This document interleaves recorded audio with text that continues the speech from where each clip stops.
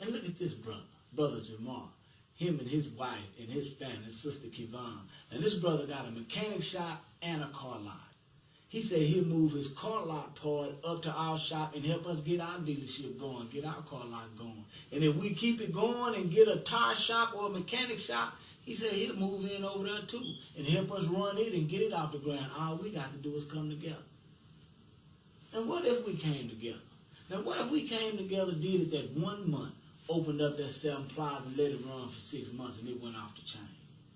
And everybody started wanting to get involved. And then it'll be 2015 after 6 months. Income tax season will be about. And what if everybody said, man, come on, let's go and do this. What if everybody jumped on it? You're looking at 1,000 people at $100 a month. We're talking about $100,000. Once we get on that level, once we come together with that type of unity, then we can start looking at this Fort Worth Bazaar right here over here off 35. You see what I'm saying? And then we can look at that liquor store over there off Mansfield in 820. It's still empty over there.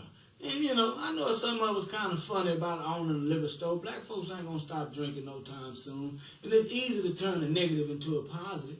We can use the profits from the liquor store to fund the daycares that we need to focus on early childhood development. We can use the profits from the liquor store to sponsor the Rites of Passage programs. It's easy to turn a negative into a positive.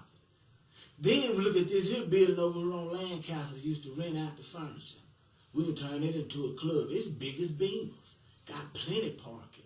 And then again, we can always turn a negative into a positive. We can use the money from the club and the liquor store to fund the public schools that we need. We need a performing arts school in every hood in the community.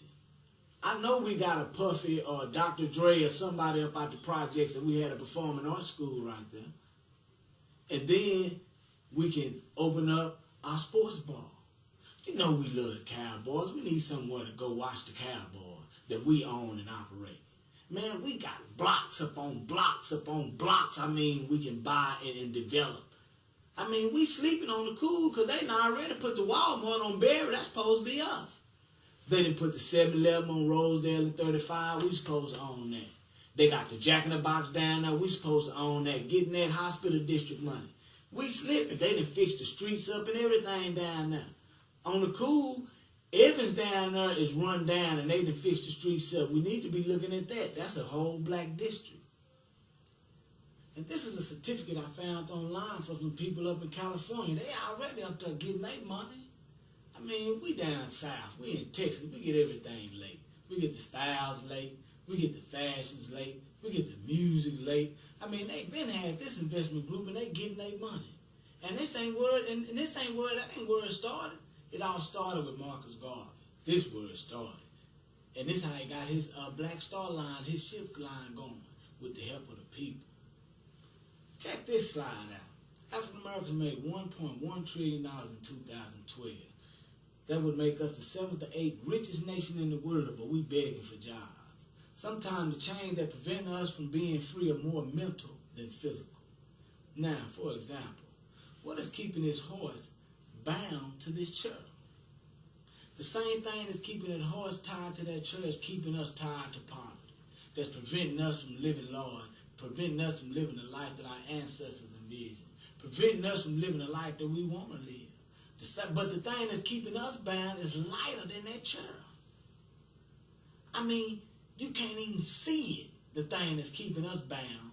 Well, you can see it manifesting in people's behavior, but you can't physically see it. And the thing that's keeping us bound is fear. We scared somebody gonna run off with the money. And in today's time, with today's modern technology, that's a lame excuse.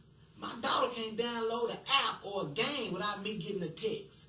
I mean, we can set the account up to where if any movement happens with the account, everybody get a text. We can do like the Nation of Islam did from the Million Man March. They set up a website and had the account on the website where you could see where every dollar went, every movement, whenever you wanted to. I mean, for us to think somebody going to run off with the money in 2012 with all the safeguards we have with the modern day technology, that can't fly right now. We got to ask ourselves again why we ain't coming together, because that's not a good enough excuse.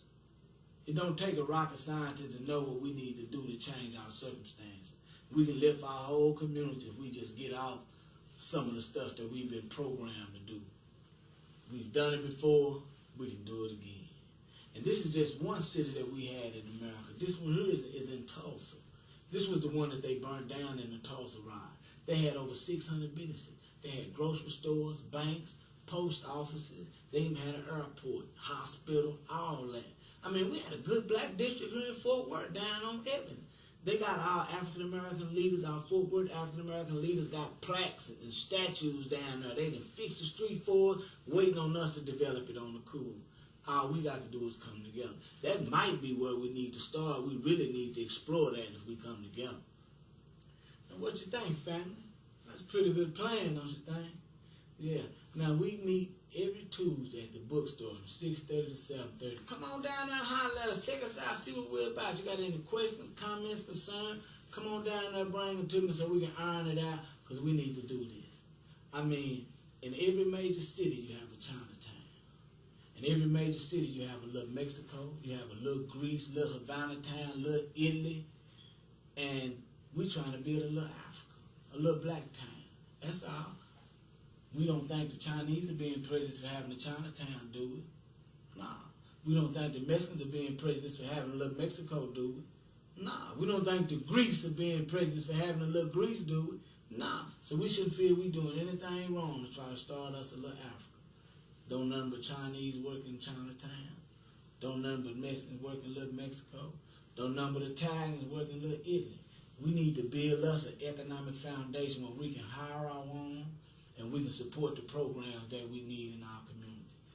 I mean, Head Start was a great success in the community. They say it cut illiteracy rate in half, but they kept cutting funding. It don't take a rocket scientist to know what we need to do to change our condition. There are people in the community right now that are doing things that are doing big things in the community that is helping the community and changing people's lives. But they just ain't got the funding to implement it on a large scale. And this is the way we can do that. So, it's your boy. Appreciate you for listening to me. Come on down to the bookstore, holler at me if you have any concerns. Peace.